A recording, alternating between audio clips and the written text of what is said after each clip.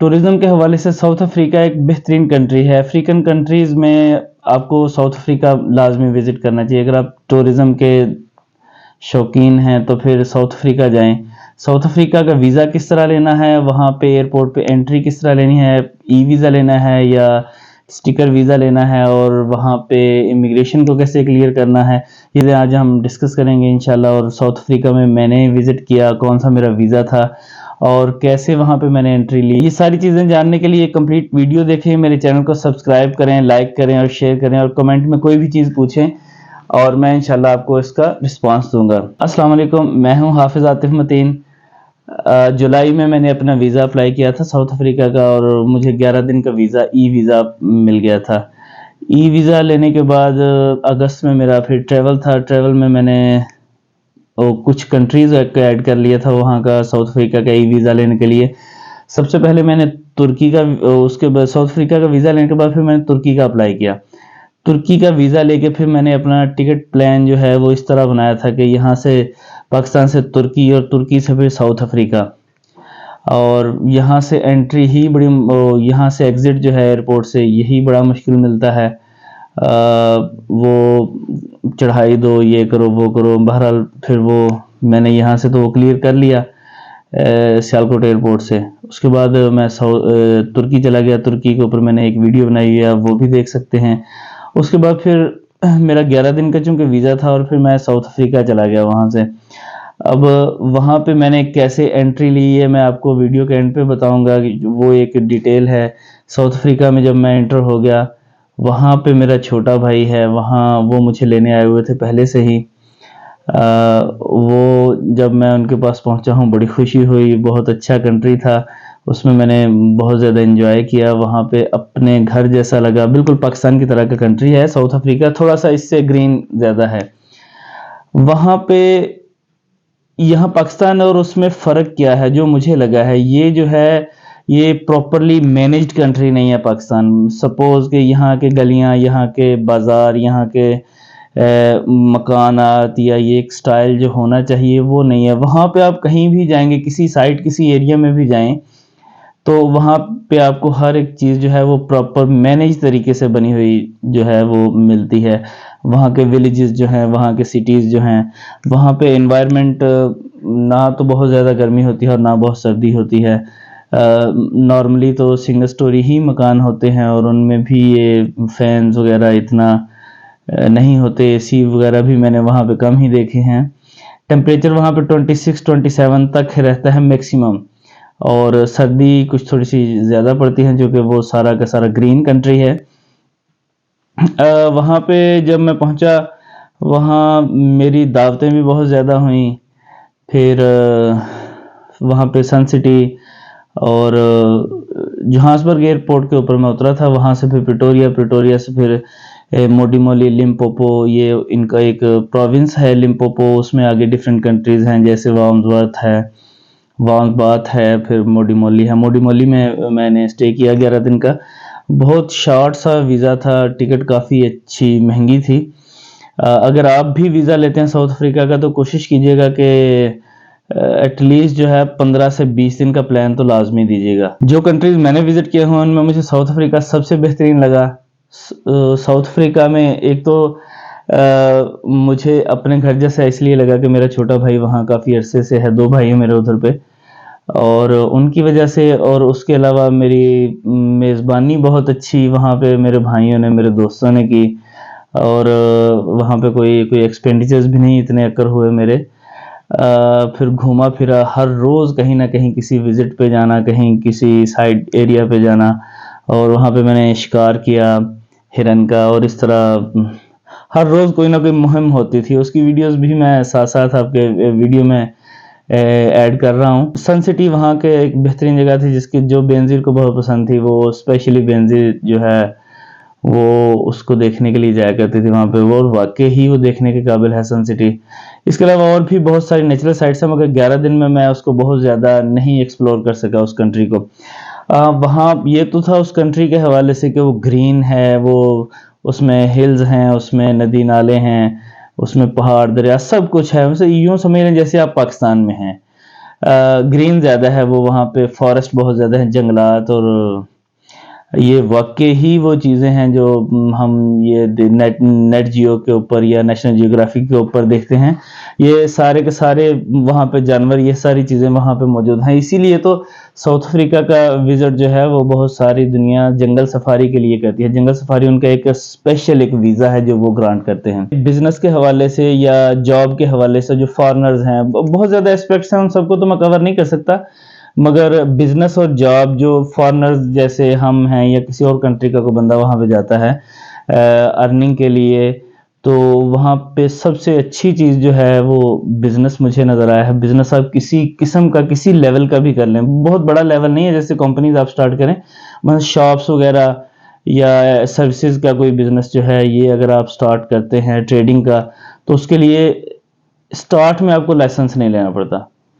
Licence के बगैर ही आप स्टार्ट करें, आपको लेबर भी सस्ते रेट पे मिल जाएगी, और वहाँ पे कोई ये कॉन्ट्रैक्ट्स वगैरह नहीं करने पड़ते, गवर्नमेंट से अप्रूवल नहीं लेनी पड़ती। सिर्फ और सिर्फ आपने जो बिल्डिंग या जो कोई शॉप लेनी है रेंट पे, उसी का कॉन्ट्रैक्ट करें और आप अपना बिजनेस स्टार्ट कर लेते हैं। ये वहाँ पे बिजनेस आसान स्टार्ट करना इसलिए आसान है, जैसा कि दुबई में पहले लाइसेंस लो, फिर 6 माह का एडवांस किराया दो, और फिर वो जो बंदे के पास एक कैपिटल होता है वो सारे का सारा सिर्फ उस लाइसेंस को लेने में लग जाता है। साउथ अफ्रीका में ऐसा कुछ नहीं है।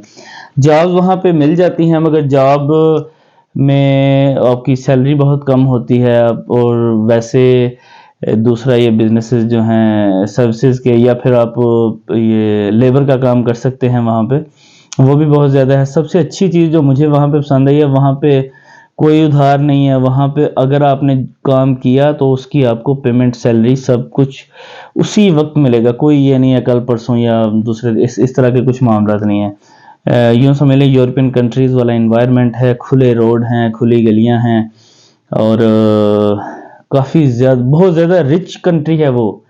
साउथ अफ्रीका के बारे में हमारा एक ये होता है, सुनने में आता है जी वहाँ पे क्राइम रेट बहुत ज़्यादा है, वहाँ पे लूट खसूट है, काले जो हैं वो लूट लेते हैं। ऐसा कुछ भी नहीं है। हाल बता, अगर आपका बिजनेस काफ़ी ज़्यादा अच्छा है, आप ओडी और इस तरह की, वोक्सवैगन, इस तरह की गाड़ियों में अगर आप घूम रहे हैं, अच्छे आईफोन्स वगैरह और इस तरह का, मतलब अपने आप को जैसे ही आप शो करते हैं और अपनी जो नेमतें वहाँ पे इंसान को मिलती हैं, या बिजनेस करके जो उसको काफ़ी ज़्यादा चीज़ें हासिल हो जाती हैं, उनको जब वो शो करता है, दिखावा करता है, तो दिखावे के ऊपर फिर डेफिनेटली प्रॉब्लम्स इंसान को आ सकते हैं। अदरवाइज ऐसा कुछ भी नहीं है। मैं वहाँ पे रह के आया हूँ, मेरे 2 भाई हैं उधर, और 15-16 साल से हैं। ऐसा मिसहैप्स होते होंगे, वो हमारे इधर पाकिस्तान में भी वैसे मिसहैप्स हैं। वहाँ पे लूट खसुट इस तरह नहीं है। यहाँ तो दुकानों के साथ मैंने देखा है कि ट्रक लगा के तो पूरा का पूरा सामान ही लोड करके ले जाते हैं। वहाँ पे ऐसा नहीं है। और दूसरा, बिजनेस मैंने बता दिया कि वो आसान है, वहाँ पे लेबर और सारे काम कर सकते हैं। अब वहाँ पे अगर आप विजिट वीज़ा पे जाते हैं तो आप वहाँ पे अपना स्टेटस चेंज नहीं कर सकते। अब स्टेटस चेंज करने के लिए या तो आपको शादी करनी पड़ेगी वहाँ पे, या फिर यहीं से आप जो है वो वर्क परमिट लेके जाएं, या वर्क बिजनेस जो है बिजनेस का वीज़ा लेके जाएं, वर्क वीज़ा लेके जाएं तो फिर है। अदरवाइज फिर आप जो आपका ड्यूरेशन है उससे आप इलीगल हो जाएंगे, और वो मुश्किल काम होता है इलीगल रहना किसी कंट्री में। अब जो वीडियो के शुरू में मैंने आपको बताया था कि वहाँ पे एंट्री किस तरह लेनी है, तो उसके लिए ये है कि आप चाहे आपने ई वीज़ा लिया हुआ है या आपने स्टिकर वीज़ा लिया हुआ है, वीज़ा वीज़ा ही होता है। मैं वो पहले भी कई वीडियोस में बता चुका हूँ। एक्चुअली ये होता है कि मैं अपना सीन आपको बताता हूँ कि वहाँ पे क्या हुआ। जब मैंने प्लानिंग इस तरह की थी कि यहाँ से तुर्की कुछ दिन स्टे करके, फिर मैं वहाँ से जब मैंने फ्लाई किया साउथ अफ्रीका के लिए, ये शो करने के लिए कि मैं वाकई ही टूरिस्ट हूँ, और मैं सिर्फ और सिर्फ टूरिज़्म के पर्पज़ के लिए यहाँ पे आया हूँ। तो तुर्की से जब मैं जा रहा था साउथ अफ्रीका, तो वहाँ पे भी बड़ी अच्छी खासी चेकिंग और वीज़ा ये वो सब कुछ बहुत अच्छे तरीके से उन्होंने चेक करके फिर मुझे अलाउ किया। एथोपियन एयरलाइन थी, एथोपिया अदीस अबाबा पे 1-2 घंटे का एयरपोर्ट पे स्टे था। वहाँ से फिर मेरी फ़्लाइट थी साउथ अफ्रीका के लिए दिन को 1-2 बजे मैं वहाँ पे उतरा हूँ। अब जैसे ही मैं वहाँ पे उतरा हूँ, यहाँ से असल कहानी स्टार्ट होती है कि वो असल इस वीडियो का मकसद भी यही है कि आपको बताऊँ कि अगर आप साउथ अफ्रीका का वीज़ा ले लेते हैं, आपको मिल जाता है, तो आपने एंट्री कैसे लेनी है। चूँकि अब आपने बहुत महँगी टिकट भी, वो डिस्टेंस भी बहुत ज़्यादा है, उस डिस्टेंस के हवाले से फिर वो टिकट भी काफ़ी महँगी बनती है। अब अगर आपने वो वीज़ा मिल गया आपको और आप ट्रैवल कर रहे हैं, तो फिर एंट्री ही एक्चुअल जो है वो पर्पस होता है, वो एंट्री लेना मुश्किल होती है। वैसे भी सुना और खुद मैंने भी ऑब्जर्व किया, वही आपसे शेयर कर रहा हूँ।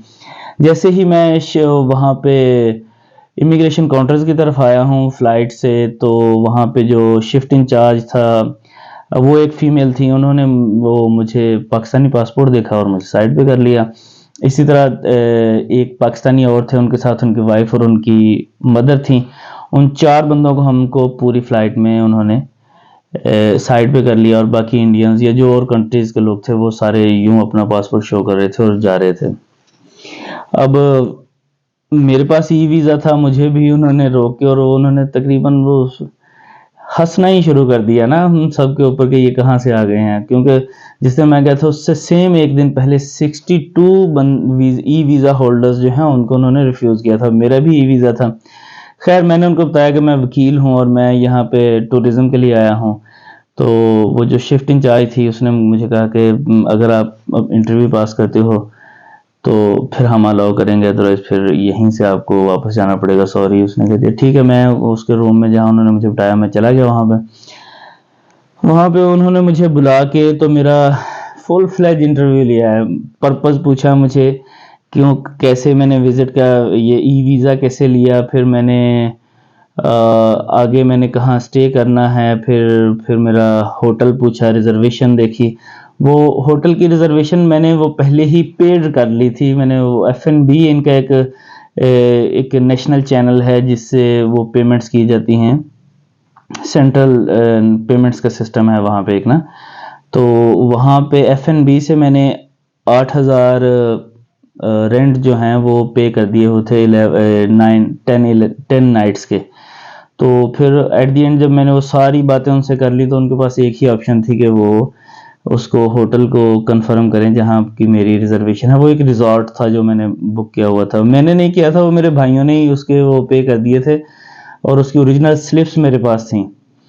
तो वो मैंने वो भी शो कर दी सारी, और मेरी डिग्रीज, मेरे लाइसेंसेस, मेरे सारे डॉक्यूमेंट्स जो थे वो साथ लगे हुए थे, मेरे पास थे। वो उन्होंने सारे देखे उस फीमेल ऑफिसर ने, शिफ्ट इंचार्ज थी वो। तो उसने वो देखने के बाद फिर उसने उस रिज़ॉर्ट पे कॉल की। रिज़ॉर्ट के ऊपर कॉल करने से उनको चूंकि हमने पहले ही इंटीमेट किया हुआ था, उन्होंने फिर यहाँ तक बोला कि भाई हमारे जो ड्राइवर है वो लेने आया हुआ है, हमारे गेस्ट हैं ये। तो फिर उसके बाद पता नहीं कोई चीज़ एक मिस थी, मुझे याद नहीं है कौन सी थी, उसके लिए उन्होंने 20 मिनट का टाइम मांगा। 20 मिनट बाद इसने फिर कॉल की और वो फिर उन्होंने कंफर्म कर दी मेरा वीज़ा, पासपोर्ट, हर चीज़ जो है वो उन्होंने वेरीफाई की वहाँ से, और वेरीफाई करने के बाद फिर मुझे बिठा दिया। अब परेशानी हो गई कि यार पता नहीं फिर भी अब रिफ्यूज़ करेंगे, क्या करेंगे। फिर मैं बैठा रहा। एक इंडियन को उन्होंने रोका हुआ था, वो ओवर स्टे था, वो पहले एक वीज़ा पे आया हुआ था, फिर उससे मेरी बातें हो रही थी। यूं करके 2 घंटे गुजर गए। अब 2 घंटे बाद फिर वो इंडियन ने ही मुझे कहा कि आप अपना तो पता करो। उसको तो उन्होंने वो रिफ्यूज़ कर दिया था। तो मैं फिर उसके पास गया जो इमिग्रेशन ऑफिसर थी, और उसके ऑफिस में फिर जब मैं एंटर हुआ तो फिर मैंने उससे बात की और उसने मुझे कहा कि वी विल अलाउ यू। तो जब उसने मुझे कहा फिर मुझे थोड़ी सी तसल्ली खुशी हुई कि चलें एंट्री तो मिल गई। फिर उसके बाद उन्होंने मेरा वकालत के लाइसेंसेस जो हैं वो और एक दो और चीज़ें थी उनका, उसने वो ली, फ़ोटोकॉपीज़ खुद की उसने। वो फ़ोटोकॉपीज़ करने के बाद उसने अपने रिकॉर्ड में रख ली और उसने मुझे कहा कि मैं आपका रिकॉर्ड रख रही हूँ और आपने अपना स्टेटस चेंज नहीं करना। एक्चुअली वो मेरे वकील होने से भी उनको परेशानी थी कि ये यहाँ पे आके अपना स्टेटस जो है ये किसी न किसी एंगल से शायद चेंज ना कर ले और यहाँ से ये लीव ना करे।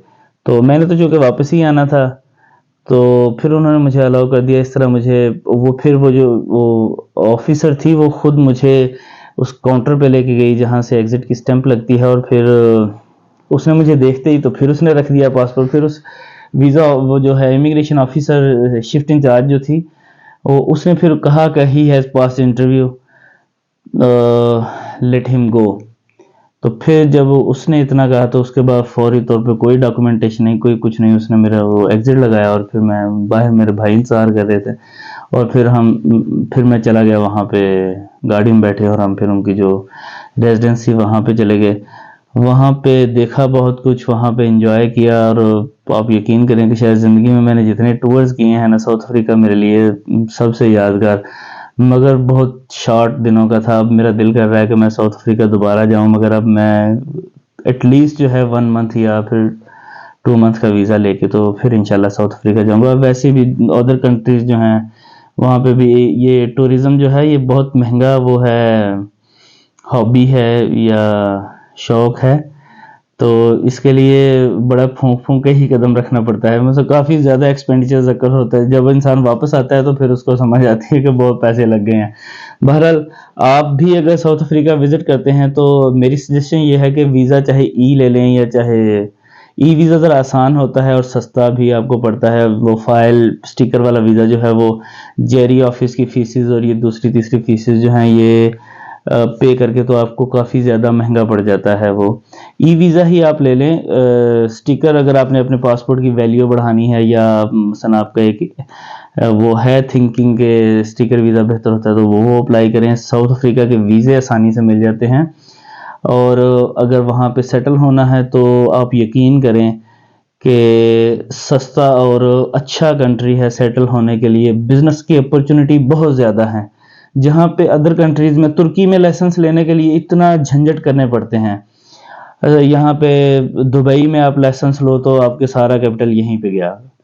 और सऊदी अरेबिया में या मसलन और जो कंट्रीज़ हैं, यूरोपियन कंट्रीज़ में भी आपने अपना अगर कोई बिज़नेस स्टार्ट करना है तो उसके लिए बहुत सारी कंडीशंस होती हैं। साउथ अफ्रीका वाहिद कंट्री है इसके बारे में ये कहा जाता है कि अगर पैसे कमाने हैं तो साउथ अफ्रीका आ जाएं, और ये चीज़ मैंने देखी वहाँ पे, खुशहाली। और वहाँ की गवर्नमेंट जो है वो इतनी फैसिलिटीज़ देती है अपने उसको सिटीजन्स को कि मैं तो हैरान हो गया था। कोई बच्चा वहाँ पे पैदा होता है तो डे फर्स्ट से ही उसका वो वजीफ़ा लग जाता है, गवर्नमेंट की तरफ से उसकी माँ को मिलना शुरू हो जाता है। अगर आप वो 60 इयर्स ओल्ड हैं तो आपको गवर्नमेंट की तरफ से पेंशन मिल जाती है। अगर आपका डिसेबल है, इवन कि आपकी कोई उंगली कटी हुई है तो फिर भी आप डिसेबल्स में आते हो, वहाँ पे भी आपको वो अच्छी खासी गवर्नमेंट की तरफ से हैंडसम अमाउंट मिलती है हर मंथ को।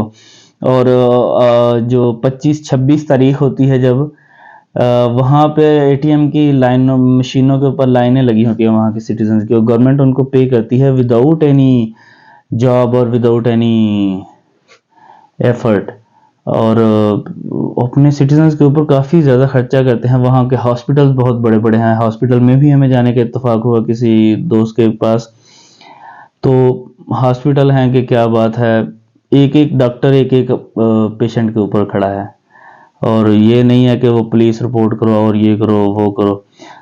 साउथ अफ्रीका और पाकिस्तान के बारे में एक बात मैं आपको बताऊं, वहाँ पे कोई अगर आपको लूटता है, कोई आपके साथ क्राइम होता है तो आप यकीन करें आप वहाँ के ऑफिशियल्स, पुलिस को वहाँ से आप कोई रेमेडी ले सकते हैं, वहाँ की कोर्ट से कोई रेमेडी ले सकते हैं।